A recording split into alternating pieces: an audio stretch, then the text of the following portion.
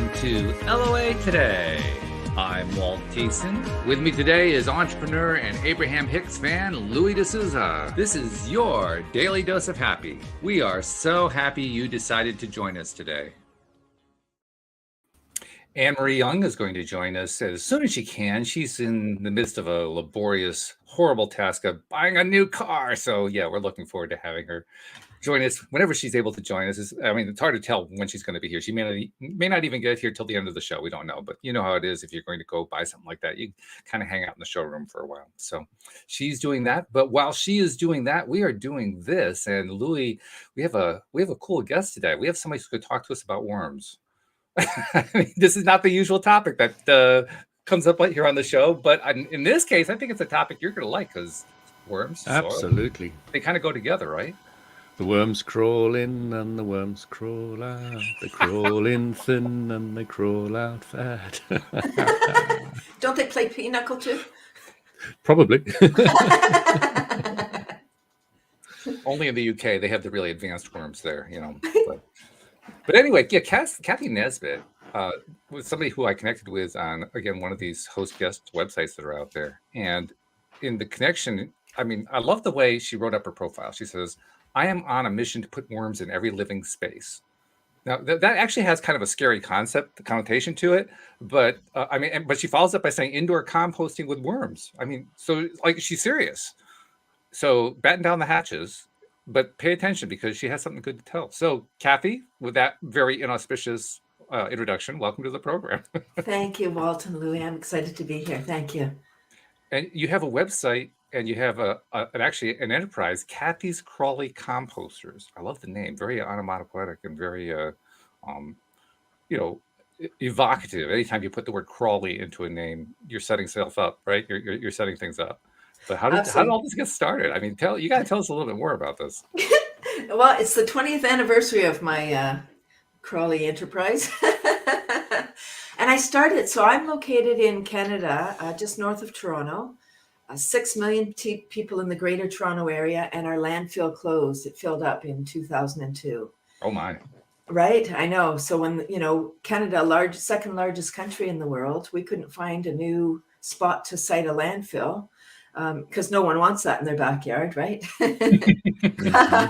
So in 2002, Toronto area started exporting garbage to the U.S. 1,000. Well, now I know where it's all coming from. Okay, sorry. I got it. We were wondering, so where is all this coming from? We don't know. Yeah. Just a business transaction, a bad one, right? Bad for the planet, bad for our pocketbook. It's all of our money, but not the government's money. It's our money, the taxpayers paying in. And I had a solution. It's really funny because I started my worm business. We had a garbage strike in 2002 as well, and it was in the summer, of course, because why would you have a strike in the winter? It would just be frozen and nobody would care. So think about Toronto's one of those world-class cities. Not if it's got a pile of stinking garbage. Which is nice because, I mean, my memory, now it's been a while since I've been in Toronto. It's going to be like mid 70s, but it was gorgeous. It was clean. It was pristine. It was beautiful. So to hear about this is kind of a shock, to be honest. Well, the garbage has to be managed somehow, and it's managed by people. So, when they go on strike, it's strategic to be. Anyway, so I had a solution, and 6 million people in the greater Toronto area, half living in condos, townhouses, without space to do outdoor composting. And so I'm proposing indoor composting with worms. And I was so excited about this because I realized that we need these worms. I was afraid of them. I looked after a teacher's bin in 93 when I bought my house. You know how we get kind of seeds and things are introduced to us? That's what happened. I'm an avid gardener and composter. The worms are another level. And a teacher friend asked me to look after her worm bin for the summer. And I was like, I don't want worms in my house. Gross. Well, yeah. No, it's my life. I mean, that's I think the typical reaction. Well, except for Louis, but I mean, in general, that's the typical reaction. Louis loves worms. I mean, let's be perfectly honest. Yeah. So I set out to to put worms in every living space. And then I realized, oh my gosh, people are afraid of worms, and I thought, how am I going to do this? So I started to do school workshops. And I thought, now I need to wait 20 years for them to have buying power. Yay, I made it. And I believe it's why I was put on earth, to be, to talk about this, to really educate people about the value of this wonderful thing. These worms have been waiting millions of years to help us with our current situation, garbage and soil. I know we're going to talk about soil. So the worms are here, that they're the premium soil makers. And they're here to help us with our broken food system, right? Our farming is all depleted. It's all chemical. Our soil right now is addicted to chemicals. And so we just need to go back to composting and organic methods to add the life back in. But I I've got to never address heard the that elephant term in the room, before. though. Before you go there, I have to identify and I have to address the elephant in the room. I mean, I'm trying to imagine soil on the living room carpet. So how do you handle soil and worms inside the house? How do you contain it? Oh, thank you. I would kind of always forget that part. I was thinking people think worms are just all over the place. No, they're not free range. Thank goodness. They're in a container. So for the do-it-yourselfers, a Rubbermaid container or some kind of tote, you need a carbon nitrogen mix. So the bedding or the carbon is shredded paper, could be leaves, straw, cardboard. You need a little bit of soil. Worms don't have teeth, so you add the soil for the microbes and the grit. Some eggshells, and then the nitrogen is your food scrap. So you just, and it's contained. It's aerobic process, meaning with oxygen. So it will never smell like rotting food. And if it does, the oxygen has been converted to methane. So it's just another thing. Bad for us. We can't breathe methane, and neither can the worms. So it's a beautiful thing. It's a wonderful system. Okay. I don't know if that really answers my question, but at least it intrigues me. So, okay. Louis, I'm going to let you go next while I kind of cogitate on that one, because I know you had something you wanted to bring in. Oh, there's so much. Where to begin?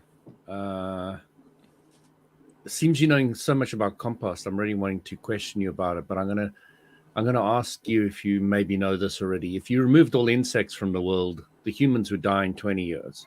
If you removed all the worms from the world, the humans would die in 5 years. But if you removed all the humans from the world would thrive. Right? I know. So we don't need to worry about the world. This is the part of we Louis have to worry about the worms. Like, wait a minute. He was always so positive. What happened to him? I don't understand this. We're getting that out of the way so we can get our dose of happy. Oh, that's what it is. Okay. All right. Well, hey, I'm glad you clued me in. Thank you. So I wanted to ask you specifically about warm composting. You get these compost bins that are based or designed for heat, and of course that speeds up the breaking of the material. I do know that only certain types of worms like that level of heat, and some other ones don't like them at all. So I was just wondering to know from you, speeding up compost, worms, heat, etc., how it all fits together. Yeah, so thank you. Beautiful. So regular composting is a thermophilic or heating up process, as you mentioned. So it is the heat that helps it work, although there is cold composting as well. It just takes a lot longer. And you actually get a finer product with cold composting, but that's okay. So worm composting is mesophilic process, meaning even temperature.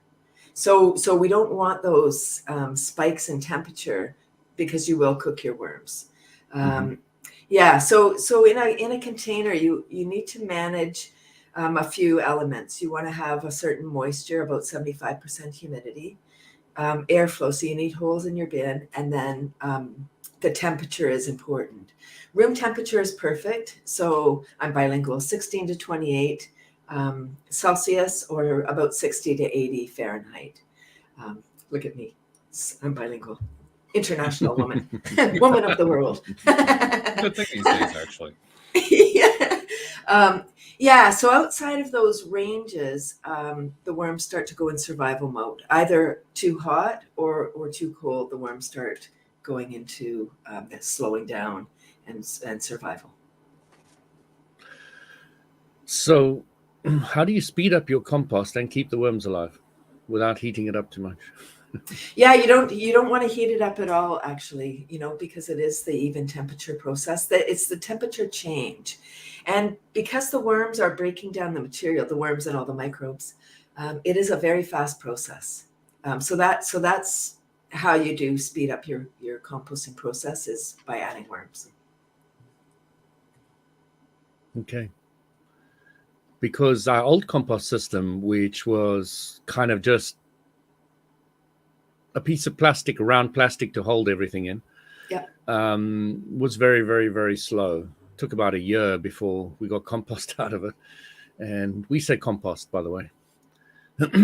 This compost or whatever you say, I don't know what it is.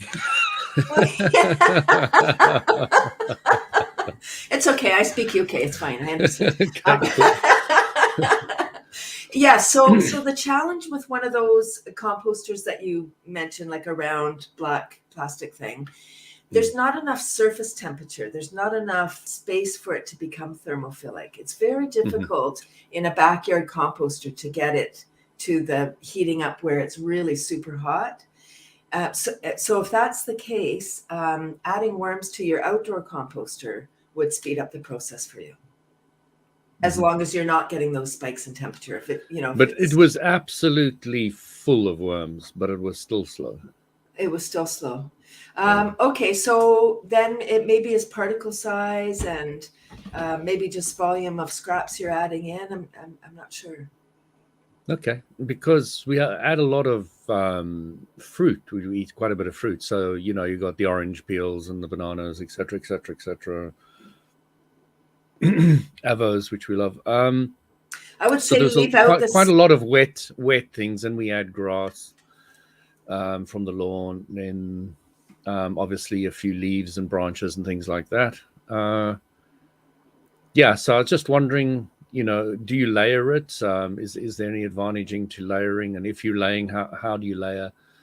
These are all the kind of questions somebody who's more of a beginner like me would want to ask, I think. So composting and worm composting are kind of two separate things. So I'm going to address your outdoor composter. I would say leave out citrus, leave it out totally, like just put those somewhere else. Okay, why is that? So citrus, there is an insecticidal property in orange peels. You know how they make orange essence for cleaner, and they make that from the zest of the orange, because it has that antibacterial, antifungal property to it. So it's killing your bacteria. So, maybe one or two peels, no big deal. But if you just leave them out, then you don't have that issue at all. You don't have to worry about that issue. Well, what do you suggest we do with them? Do you have an organic collection program in the UK, or you don't have one of those? No. Okay, no, just some places do have. The collection programs are pretty weak in this country, in my mind. But okay, so well, I guess maybe continue to put them in, because you don't want to just put them in the garbage. You don't want to just throw them away. Just be mindful of that. Maybe eat less oranges then. No. This is all good information for me, Karen. So as far as layering, so an outdoor composter, when you're starting it, you want to have maybe open to the earth rather than on a platform or something. Okay. So then it's accessible to the worms. It sounds like you have that if you've got lots of worms in your composter. That's beautiful. You want to have it on gravel, like I know yours is already, just for anybody that might be thinking about putting in a composter. Have some gravel. That will prevent any of your rodents, your moles and voles and all those critters that love all those microbes. They're going to be in there eating, the bacteria and all the yummy protein that's in there. So that kind of is a barrier against that. And then you start with a checkerboard of sticks and twigs, just so that you've got some airflow. And then you'll add in, then you start your layers. So then you're going to start with carbon. So you'll add in your brown leaves, your brown grass, weeds, and that kind of stuff on the bottom. And then you're going to add in your food waste. And then you just kind of rotate browns and greens. And I would be careful putting too much grass clippings at one time, because it's pure nitrogen, and it just, like you may have experienced, if you put too much at one time, it just molds. It just kind of slimes and starts to smell bad, because it's just rotting rather than composting. Okay. So how would you suggest it? I've just mowed the lawn. I got a big bag full of lawn. So put some on the side, and then, every now and again add some more or something. Yeah. So not for now, but next time you're investing in a lawnmower, I would suggest getting one that's a mulching mower. So you can actually just leave you just mow it, and it just goes over it twice, or I'm not sure exactly how they work, but your clippings get left right on, so you don't have to rake them up, right? So your work is done, and that feeds the grass. That's why I want to buy one of those robotic ones, because they go out every night, and they leave a little bit of clippings on, and I like the idea. So right, that would be optimum. So next time you're buying one, do that. I don't want you to get rid of your lawnmower right now. So what you can do is just kind of do layers. So sprinkle it in, just maybe a couple of inches, rather than just dumping it all in at one time. Great.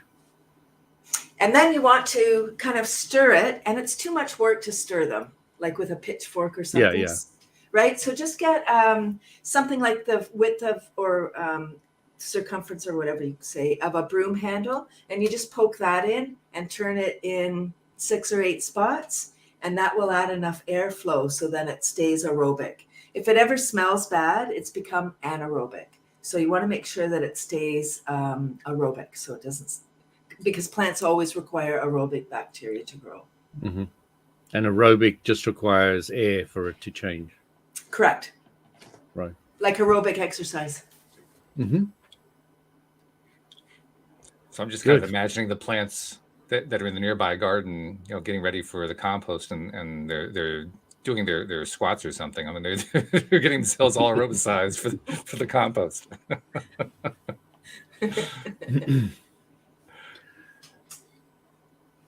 So, more questions? So, just to give you an idea, I've taken the compost once. So I'll go back to soil and start there. So what's the difference between soil and sand? I often say to people, and basically it's organic content. If you remove the organic content more and more and more, you're going to land up with sand, i.e. desert. And if you add organic content, if you take sand and you add organic content, you're going to get soil. Eventually, yes. Yeah. Absolutely. Good. Well said. So what we're teaching in the safe soil movement, which I'm a part of, and there's a guy who's riding a motorbike who left today from London, and he's going all the way to India, stopping off at all the different cities. On Saturday, I was in a huge hall of 6,000 people that he was talking to at the Excel Center in London. And he's a very high-profile figure who has the UN on board with the movement. He has already signed up 6 countries, Barbados and a lot of those countries around there, on those islands. In South America, another 8 about to sign up, and we haven't even started. This is the first day today that he's ridden out on his motorbike from London. Yesterday he was talking. He's got a lot of actors and prominent and famous people who are backing him, etc. He's an exceptional individual. He's got 10,000 volunteers, of which I'm one of them. Wow. Sorry, 10 million volunteers. What am I talking about? So he's just really wanting to raise awareness and change governmental policies based around it. And he's changing the policies for each individual country and keeping it very open so that the farmers can make a choice of how they want to do it and all the rest of it. It's a very carefully designed program to basically help. It's been very successful already in India and just landing up bringing in, 100. I think there's only 3 countries in the world that don't want to become part of the Save Soil movement. I'll leave you to guess which ones those are. But halfway through his trip, he's going to Africa. He's going to fly to Africa to a conference where they're hoping to get the entire Commonwealth on board, which is a huge amount of countries, including South Africa, where I come from, and all the rest of it. And that'll be a large amount of countries. So yeah, we're really excited about how far and how fast it's moving already. But it's we're really focused on educating people from a very basic level, and we're not pushing against anybody. We're not pushing against the big pharma or anybody. We're not pushing against anybody. We're just there to find solutions on how to improve soil. So I took the compost which I had to try out the understanding which I've learned. This is all fairly new for me. I mean, I was brought up kind of a farmer's son or forester's son on a farm in Africa, and I was always wandering around barefoot and blah blah blah. So I've had an upbringing where fauna and flora were very part of my life, and I took the compost and I put it on my lawn as part of the experiment, instead of putting the autumn or winter, autumn or spring lawn feeder that you can buy at the local thing. I took compost, which is messy, and I put it all over my lawn. And that lawn is so springy at the moment. It's got all the ants and all the sand things. It's got worms coming out of the birds are feeding on the lawn. It's just incredible how alive that lawn is. And I've only done it once, and to a small, I specifically didn't do it to my whole lawn so I could see the contrast. And I plan to do it every single year to add more and more to it. And of course, as you improve the soil, you are sucking up the bad gases from the atmosphere, which we're all bitching about. We're improving the soil quality, which means we're going to improve the food, etc., that we can grow out of it, which will help, etc. So, the desertification or desertification, or I like calling it desertification, is massive at the moment. Absolutely huge. How much is it's increasing every second. I heard the figure the other day and I was just blown away. I can't remember the exact figure, but it was massive. So we're going to have less and less. They say we got about 60 crops left before we're right down to bare minimum, and the soil percentage should be between 3 to 6%, and a lot of the farms, let's say in India, are only on 0.5%. Wow. And then in India you get like 8 farmers committing suicide a day. Yeah. And in worldwide, I think it's 350,000 farmers killed themselves last year. Wow, this doesn't feel very uplifting. This is why I say this is a side of Louis I'm not used to hearing. This is, you have to understand. You have to understand. Louis is always the person who said, for like, he's been on the show for years now, and over again he keeps saying the same thing. You have to know what it is that you don't want before you can know what it is that you want. He's just spending a lot of time on what he doesn't want. No, absolutely. But again, I'm not seeing any of that as necessarily particularly bad, but I do find it particularly enlightening. Now we know, if you sort out soil, do you see how many solutions you can find? You got better nutrition, which means better bodies. Better bodies mean better minds, okay, and less mental illnesses.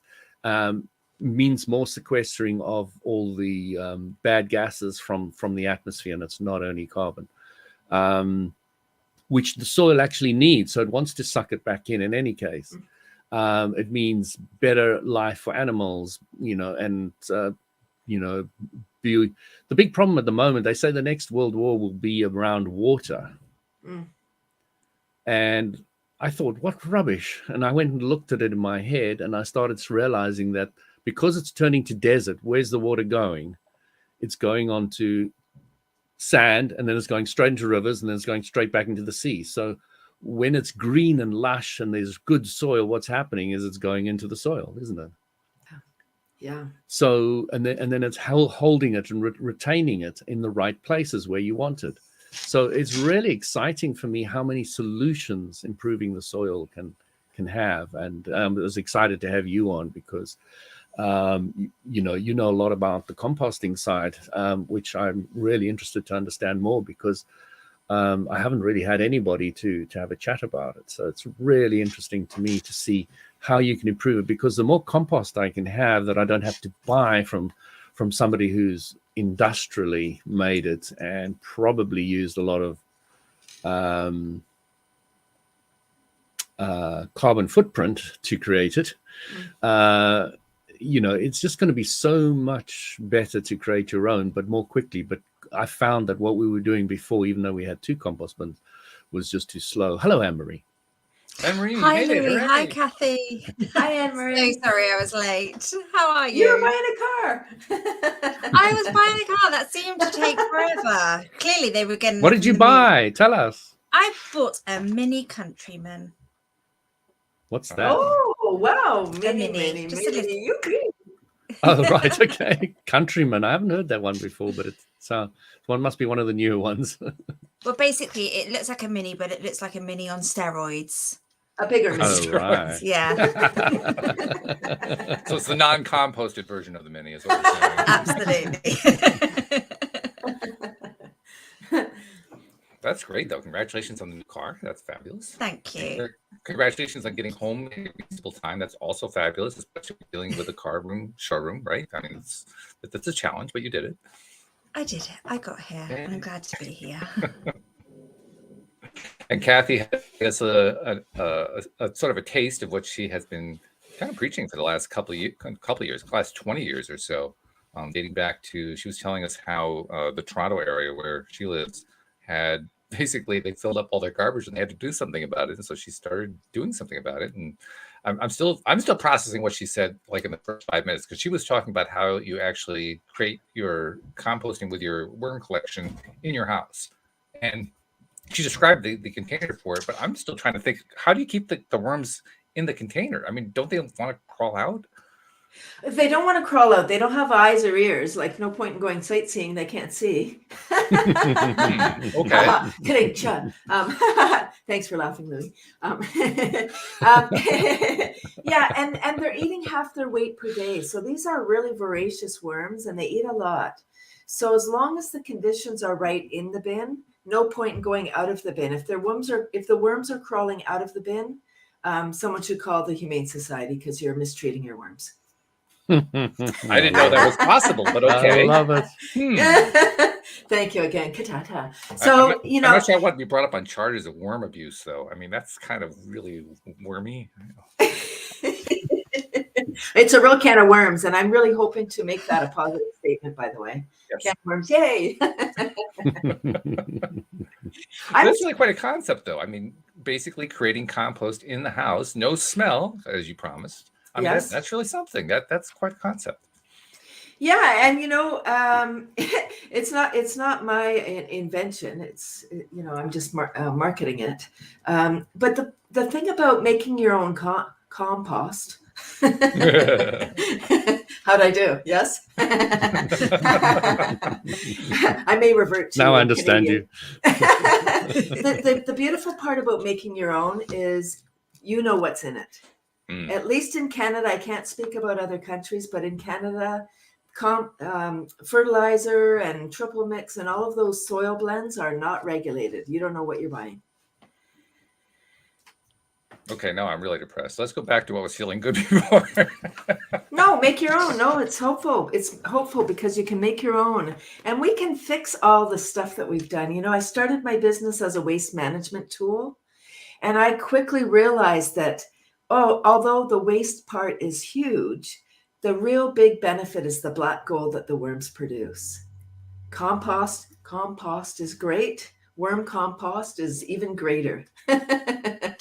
Right? It's more processed by nature. So it's usually processing is not a great thing. Like we're like, oh, it's really processed.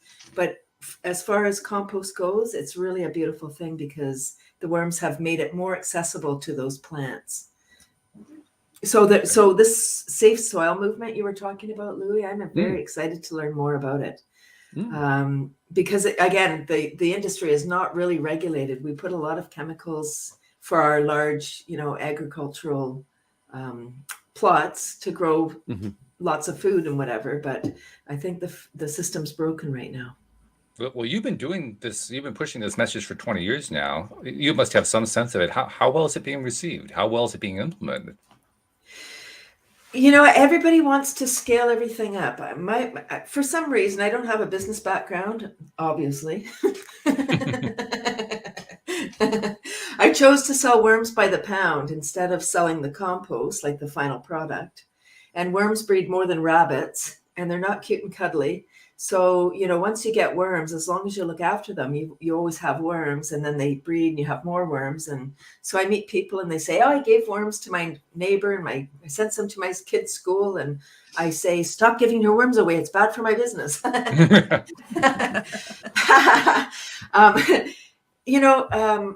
I think I lost my way. What was the question? Well, the question was, how well is the whole concept being received? Because you've been basically educating. I mean, yes, it's a business, but really what you've been doing is education. And I'm curious to know, is it being received well, and is it being implemented? Yes, it is. I have just under 10,000 customers in 20 years. I know it's not a ton, but imagine each of them having a pound of worms and doing their thing. Well, that would have been 5 tons, actually.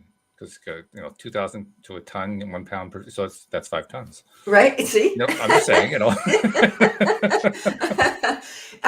Actually, during this cuckoo time, as soon as we got locked down, my phone was ringing off the hook. 2020 was my best year ever, and because our schools were closed, so people were like, "Oh, the kids are at home, and we need a project." So what do I care how the worms get in the house? It's an interesting positioning statement. You don't care how the worms get in the house. It's okay. And then the longer we were locked down, Canada, we had longer lockdown than many countries. And our schools were closed from March 2020 till the end of the school year. I mean, the kids just didn't go back to school. They were online. And then in Canada, we import about 60% of our food, 60. So when our border closes, it's a big problem, and people start thinking about, when the grocery stores are getting empty, and people start thinking about, oh, this is more serious than we had imagined. We thought we'd be shut down for 2 weeks like everyone. Here we are 2 years later. So as the longer we were locked down, the more increased demand, the more demand went up as people were wanting to start a garden, grow some food. So what do we need? Oh, we need soil. Oh, what do we need? Oh, we need to we need worms. I don't know. All of a sudden, people were asking me about worms. So, and I think the younger set, I believe that the young folks today they were born in this crisis that we're in, which our food is broken, the climate crisis, all of these things. So they're aware. I think they're very aware. And I'm contacted often from young people wanting to start farming. What are they doing? So now there's a lot of projects with micro farming where somebody owns a property and then they have somebody, grows a strip of something until they're profitable, and then they're able to buy their own property, and then, so on and so on. So it's really hopeful. I think it's a beautiful time that we're in. You mentioned also that the Toronto area has a lot of people in apartments and condominiums, and you were kind of thinking about them when you came up with this approach of, well, let's do our composting inside. And so I'm wondering, are people composting inside in the Toronto area? Yeah, some are. That was my goal. When I said I don't have a business background, because people don't buy what they need, they buy what they want, and people didn't at least in 2002. No, that's 2022. 2002. People didn't want worms in the house at that time. More and more people are. I would say that, again, it is increasing. And a lot of people who are downsizing, say you have a house and you had a garden, you composted and whatever. When you move into an apartment and there's no system for you to look after your organic matter, that's when I get the calls. People are like, I'm really frustrated. I lived in a house, we composted, had a garden, and now we live in an apartment and there's no way, and I feel guilty. I'm frustrated. And I say, good, because when you feel guilty or you're frustrated, if you don't take action, sickness is coming, right? Like if you're like, oh, well, I feel bad. Oh, well, I'm just going to put it down the chute each time. Never mind. Oh, well, I feel bad. You just keep doing it and you're not looking for solution. Then you're kind of going against yourself. That's all I mean. I'm like, good. That's how they found me, out of frustration. That's fine. Yeah. Well, and I'd like to point something out too. I mean, you've mentioned a few times now that you're not really a business person, but your business is profitable, right? Oh, absolutely. Yes. It's supporting my husband and I. And it's been profitable for almost 2 decades, really? Yes. So guess what? You're a businesswoman. Woo! Thanks, Walt. Try patting yourself on the back. You're doing well. Hey, welcome to the fold, right? Definitely a mom and pop shop, though, other than our millions of employees. Well, I mean, that's par for the course. I mean, you look around the globe in every single region, in every single township, in every single economy, it's just full of mom and pop shops. I mean, don't call them so much that anymore, but I mean, the old general store is pretty much gone. But nevertheless, most businesses, and there are a lot of businesses popping up, especially online these days, people working in their bedroom. They got a second bedroom, they turn it into an office, and they start doing something online. That's the most common one these days. So, hey, welcome to the 21st century, where there are a lot of mom and pop and sister and brother and cousins and everybody else doing businesses. Yeah, it's just the way it's going. So, yeah, you're part of a big trend, which is a good thing. Yay. So now that we've reframed it a little bit, where do you see yourself and your business going, say, in the next 5 years? Well, I've added laughter yoga to my repertoire of goodies. Laughter yoga. Somebody else who knows laughter yoga. Wow. And actually, during this cuckoo time, I've been called to do laughter yoga. I thought, putting worms in every living space was my mission, and I do believe that it is. Now I believe that my second mission, if people are allowed to have more than one, I believe my second mission is helping people to get out of stress and just live a more wonderful, peaceful, joy-filled life through laughter. So during this time, the last year, my laughter business has gone through the roof. More, I would say it's almost equal to my worm business at least at this juncture. Wow. And I believe because we have a mental health tsunami on our hands. It was here before this time. We just have to look at it right now. Yeah, because there's so many people that are in really precarious situations. And if you're struggling, if you have a mental health crisis, or you're just not well, you're anxious, you're frustrated, stressed, any of those things, you can't care about the planet. You really can't serve fully because you're not fully well yourself. You're just kind of partially there, struggling along, like just surviving. I believe Louis, as an Abraham follower, I believe you believe in like abundance and positivity and believe it, enough for everybody. But when we're struggling, when we're stressed, we're not healing, and we're not living our beautiful on-purpose life that we're meant to live. And I feel like I really do believe my life is like I'm on a float, a magic carpet, just like floating from one experience to the next. And things happen. I mean, things get in my way, and I'm like, oh, how am I going to deal with this? Am I going to get stressed and like get mad, or am I going to laugh about it and just have, get my dose of, you do your happy dose. Mine is, I say, have you had your daily dose? Dopamine, oxytocin, serotonin, and endorphins versus cortisol when we're stressed. Definitely the more desirable fruit cocktail in the first place. Yes. No, Cathy, definitely. the way I like putting what you've just said is, if God came to you and said, and you were starving, and he said, "Here's an apple, or do you want me? Which one do you want?" I mean, which one are you going to choose? Right. Right. Exactly. It's a trick question. How hungry am I? There is validity to what you're saying, though, because I mean that's what Abraham Maslow's work was all about, right? The hierarchy of needs. So if your basic needs aren't met, it becomes very difficult / impossible to set your needs higher than that. But the good news, the way I look at it is, and this is part of the Abraham teaching, is if you can take control of your own mindset, even if you're at that survival mode level, you can still turn things around. It just may take a while before you care about the bigger scale things. But you can get there. It's just that you have to start with where you are right then and change that around. And now, and now, and now. And now, and now, and now. Yes. The eternal now. That doesn't seem to go away. Oh my God, it's still now.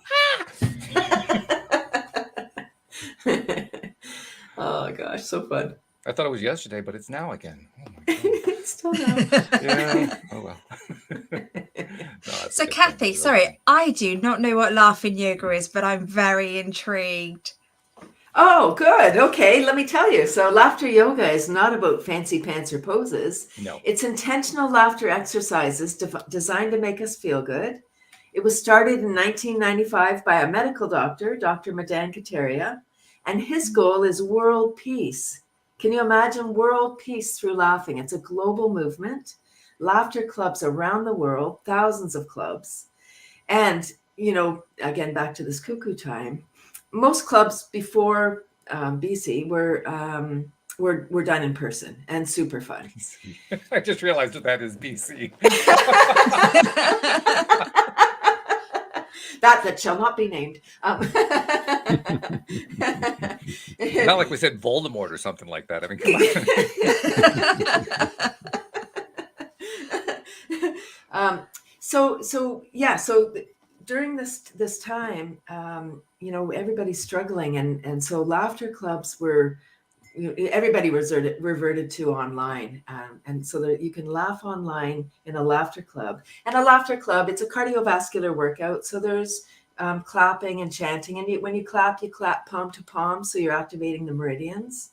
And I believe that it serves another purpose, which is, for adults, we're very serious, and you know, we're in our heads.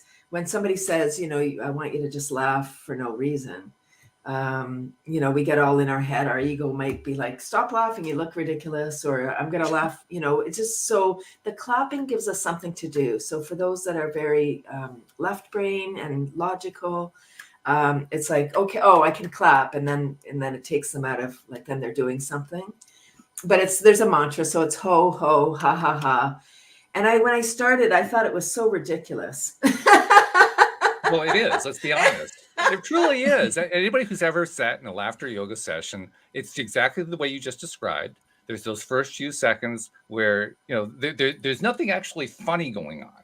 You're getting this spontaneous laughter going, and it feels awkward.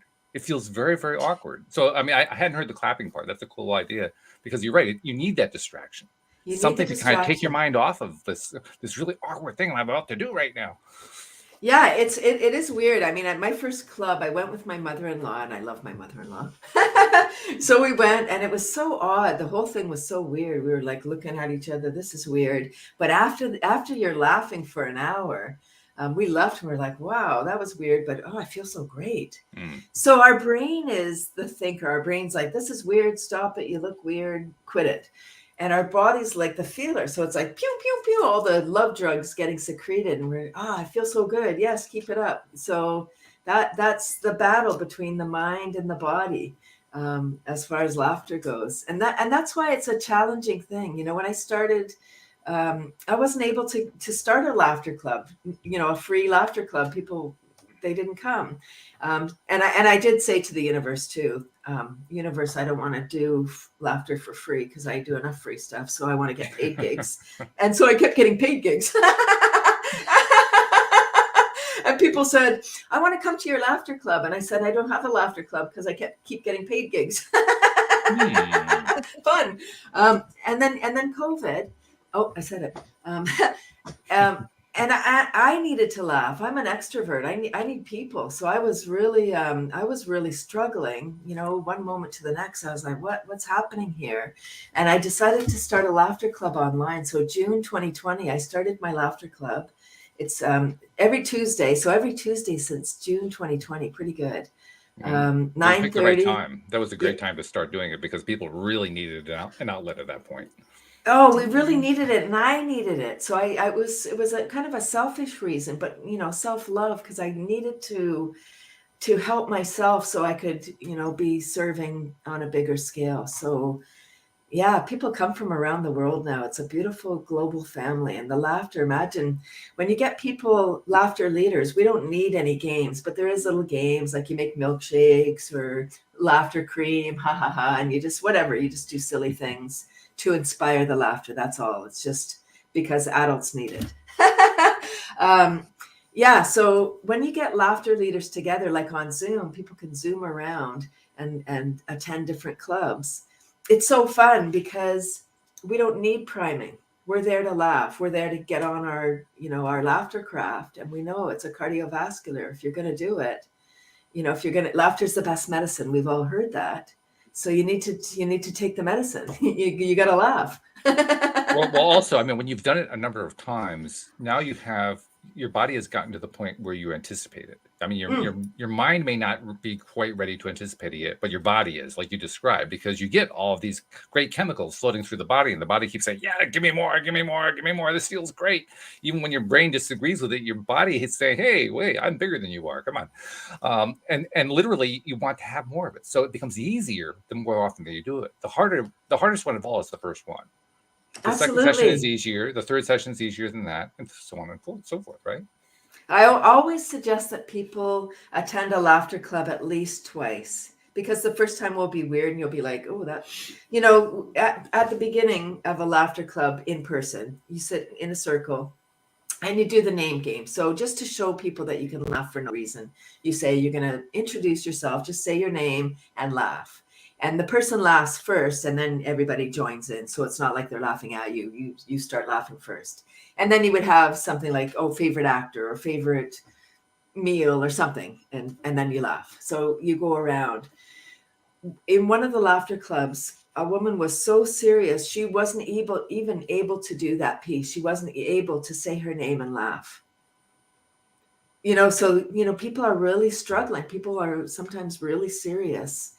And I had, I do suggest on Zoom, it's nice when you have gallery view and you can just look at everybody because it's making eye contact and, waving at people. And so rather than having speaker view, you would have gallery view. And it's so beautiful. I do encourage people to have their camera on. And one day a person came and they didn't have their camera on. I asked them, you can turn on your camera if you want, but okay, if you don't want to, just play along.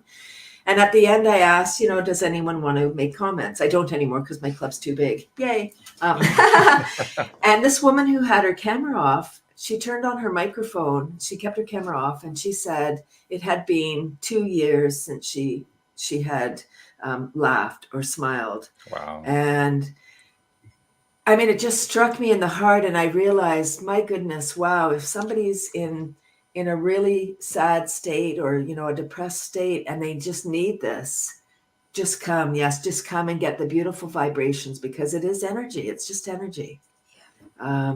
So I never encourage, if people don't have their camera on, I don't, keep on poking at them. Come on, we want to see you. Which is smart, because what you're basically doing is allowing them to be in the space that they're in at that time while you sit, like you said, they are absorbing the vibrational space that they're in. Because when you're surrounded, I mean, regardless of whether you're online or in a room, it's going to be stronger. But even online, when you're in a space where other people are laughing, you feel it. I don't really care whether or not you are doing the laughing yourself, you're still feeling it. It's going to affect you. And eventually, as it did with that woman, it's going to break through. It's just, we can't predict in advance how long it's going to take. We don't know, And it's a muscle. It's a laughter muscle. Like, ever laugh so hard, your belly's hurting, your cheeks are hurting. You're like, oh my gosh, stop laughing. I mean, maybe you forget because maybe you were kids, but those are the laughter muscles. And the beautiful part is the pain does not endure. Like, it's just a reminder. Oh yeah, if you get those laughter muscles, if you get those pains from laughing, you need to laugh more. This is true. Yeah.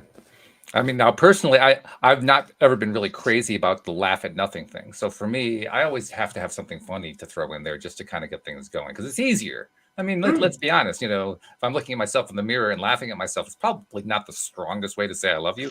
It's it's kind of a tough way to get going. If you have really great self-esteem, you can do it. And that's perhaps where a bit of the challenge is. But if we can throw something in that's just kind of like a little offhand, semi-funny remark, then it's easier. It's great, like greasing the skids, so to speak. It just kind of gets it going. And I mention that simply because there are many people who do laughter yoga who have no problem with that. There are others who are purists. They don't want you to tell a joke. They don't want you to say something funny. They think you should just be able to just go into the laughter mode. And I'm thinking, wow, isn't there a little resistance going on there? I don't know. Have you experienced that at all? Have you encountered that? Absolutely, yes. We're primed for laughter, but laughter has been squished out of society, right? You can't control people when they're laughing their heads off, right? Like, have your seats, people, ha ha ha ha ha. It's okay, we're gonna begin, people, ha ha ha ha ha. Right? Everyone's laughing, nobody's paying attention. So we are primed that we do need something to laugh at. And that's why laughter yoga is not about jokes or comedy. It did start with jokes at the beginning. They gathered in a park, 5 people. They were telling jokes. After about 2 weeks, there was about 50 people, but the jokes started to become off color about somebody. Oh. And so, right. So then it's not funny for everybody. It might be funny for some, but not all. And that wasn't the idea. The idea is to get the benefit. And Dr. Kateria was writing a research article about laughter and discovered all this research about laughter's the best medicine. If it is, why don't we just laugh? He was tired of dispensing antidepressants and maybe taking some, I don't know. Okay. No. So laughter yoga was started, and the yoga part is not like doing yoga and laughing. The yoga part is the deep diaphragmatic breathing and the practice of the laughter. So it's just, that's what the yoga part. And I think that discounts people that are like, I don't like yoga. Well, I don't know what the actual response is from people on that. I haven't experienced enough of it, but I'm going to kind of guess that for many people, it's 2 different kinds of yoga. I mean, they just think about it as 2 different categories, so to speak. Even though you're right, they pretty much address the same kind of thing, but it's just thought of differently. Yes. Yeah, it's not, for the purists of yoga, laughter yoga is probably a joke. Even though there are no jokes. and the laughter yoga people aren't allowed to say that because it would be funny. So yeah, this is a really interesting challenge. So fun. Yeah, I have to admit, that's why I like doing the podcast instead, because I don't have a bunch of laughter yoga purists saying, no, you're not allowed to tell jokes. Enough of the jokes. Stop it. For me, it doesn't matter as long as you're we wouldn't be able to have a show if that was the case. This is true. Yeah, the show would be done. Okay, last episode. Bye. Besides, I grew up with a father who was like many fathers of my generation. He was the king of clean jokes, but clean laughter. And you get exposed to that long enough, and yeah, sure, I've encountered plenty of blue laughter in my life, but you don't need it. There's lots of ways to laugh without making fun of somebody or whatever. You can actually find things that are funny just because they're funny. Just because they're intriguing enough to kind of look at the funny side of them. That's the way I've looked at it. Life is pretty funny. It's crazy, really. Let's be perfectly honest. This is a silly place we live in. It is. This is just plain. How many people actually think that it was a sober decision to come into a place of contrast? I mean, right? Seriously, where's the common sense? I'm going to go and I'm going to do a whole bunch of things that I don't like because it's good for me. There's no way that's a sober decision. That doesn't happen that way. There's got to be a joke side to that. Agreed. Yeah, agreed. Well, that's the way I see it. Because you can get very serious about that kind of thing. Yes. And, people do wonder, how can we laugh during this crazy time, right? It's really serious. There's a lot of serious stuff going on. And the response to that is we must laugh. Because if we're not laughing, we're crying in the corner and we're stressed. I'd love to give you a demonstration of how laughing is really a beneficial thing to do, or at least breathing deep. So the brain. Can you do it quickly? So the brain requires 25% more oxygen than the rest of the body as an operating principle. Right? It's a machine, the answering machine. Yeah. So when we're stressed, we're not breathing properly. So have you ever lost your keys, phone, glasses, and you got to go and you're like, oh, where are my keys? I got to go. As long as you're flapping around, you're never finding your keys, right? Because your brain is literally being deprived of oxygen. That's true. Yeah. So you just need to stop, take a deep breath, laugh it off, apologize to everybody that you just yelled at, and then your keys will show up. And it's true. That's exactly what happens. I mean, we talk about it here on the show in terms of law of attraction, but really it's the same thing. You're changing your focus away from this terrible little situation that you don't like to what you do like. In the process, you're breathing better, you're slowing down, you're stopping all the frantic activity. So the two are basically the same thing. It's just two different ways of describing the same thing. Absolutely, right? Yeah. There's no one way for anybody. Like some people might despise laughter yoga. That's okay. There's other things. There's tapping. There's all kinds of modalities to get out of stress. But I really would encourage people to take that leap, whatever it is, to get out of stress, because when we're in stress, which is like all the time, we're not healing. We're not digesting properly. We're just not really functioning properly because we're just trying to get out of stress. Now, wouldn't it be cool if we could find a way to get the worms to laugh? Yes, would. Can you imagine what kind of yield we would get out of that? How do you know they're not? Well, well, you're right. My ears aren't attuned to that level. You're right. They could be laughing, and I wouldn't know it. That's a great point. I hadn't thought of that. Yeah, they are hermaphrodites and do breed a lot, so they there is some shenanigans going on. I hope you're enjoying it. I mean, if you're not going to laugh, at least enjoy it, right?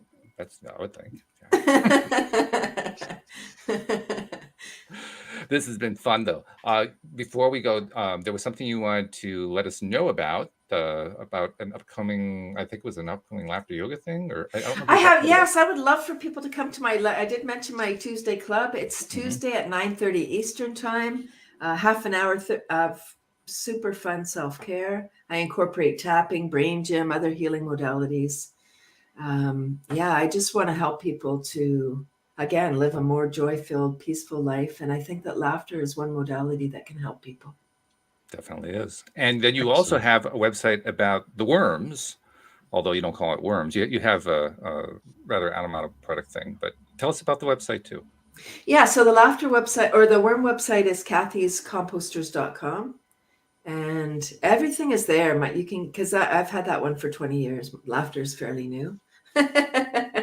It's cathy'sclub.com is my laughter site, but everything's on my worm page. And yeah, everyone's welcome. And then also for those who are interested in buying, how far do you ship?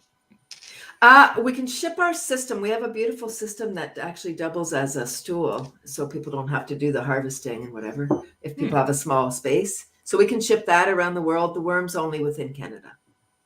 Okay. So there are limitations there, which means that if they don't live in Canada, they need to find alternative sources. I imagine there are alternative sources, maybe some you know about. Absolutely. In the U.S., you have lots of worm growers: Florida, Texas, California, Georgia, the warmer states. Sorry, Connecticut. UK, We're warming up. We're getting warmer. Let's put it that way. In the UK, there are red wiggler growers as well around the world. I presume in Australia and New Zealand. Oh, absolutely. Yeah. All over the place. Yeah. Mm-hmm. So good stuff. All right. I'm just a little bit confused about buying them when there just seem to be so many all over the place. I don't know. Is that not normal for gardens to have worms everywhere? So there are thousands. Thank you, Louis. There are thousands of types of worms. Only 4 have been identified as optimum for vermicomposting. And you're looking for surface dwellers. If you've got worms in your compost, they possibly are the composting worms. So you're looking for red wigglers, European night crawlers, African night crawlers, or perionyx are the 4 types that have been identified so far. I mean, I'm sure there's others. So the big ones, which we've got other ones as well, but the big ones that they usually use for fishing, are they good or bad or indifferent? They're cousins. They're the soil dwellers. The red wigglers are not soil dwellers, so they're going to be in the compost, but they're not going to be in your garden unless you have a high organic content in your soil. They'd be able to survive there, but otherwise, what level of organic content does the soil need to be before they're happy? I don't have a number off the top of my head. Just if Okay. you're adding a lot of compost and mulch and stuff, if rather than just kind of inert sand or silt or clay or something on its own. Because it looks like I've got that one piece of grass up to that level because there's loads of worms in it. Yeah, so you may be able to. I got my first red wiggler worms from my backyard composter. So it is possible, and they grow in. I need to now start studying my worms as well. There's so much in this world of soil. Yeah, the soils. I don't even know where to begin. If you wanted to go even deeper, like this is a great book to begin. Teeming with Microbes. Soil food web. That's what you want. The soil food web is all about. So the worms are kind of the top predators.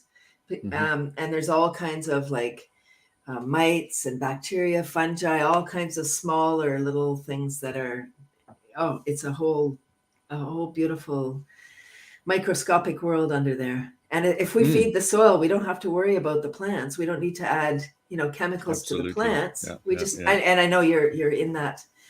I would love to, if I could help out with that safe soil movement, I would be happy to be one of in the private chat. I've sent you the link. So yeah. Oh, there it is. Okay. Yeah. I'm looking at where. Once you become a soil buddy, that's the first step. And then, all the information comes and you can join all the different groups. I've now got a WhatsApp group of like 300 or 400 people that are just scientifically based information on soil. And then you get groups for kids and groups for adults and groups for this and groups for all different types of focuses. Thank you. For composters and everything. So beautiful. I love it. Well, we love the fact that you took this time to share all these really cool secrets about laughing at worms. Actually, that really wasn't quite what we were doing. We covered both topics pretty well, and I love the idea. I love what you're teaching about. You can actually create your worm composting inside. I never really thought of that. I bet you most people never thought of that. So thanks for sharing that. Now more people know, at least 4 more. Absolutely. Or 3 more. 200, I knew before. Maybe 1,000 listeners. So, hey, it's growing. That's good. Yay. Thank you, Walt. I'm so excited to have the opportunity to be a guest on your program. Thank you. And we've been loved having you, Cathy. Yes, it's been wonderful. So thank you very much. Thank you, podcast listeners everywhere. Thank you, Anne-Marie and Louie. We'll see you all next time here on LOA Today. Goodbye, everybody.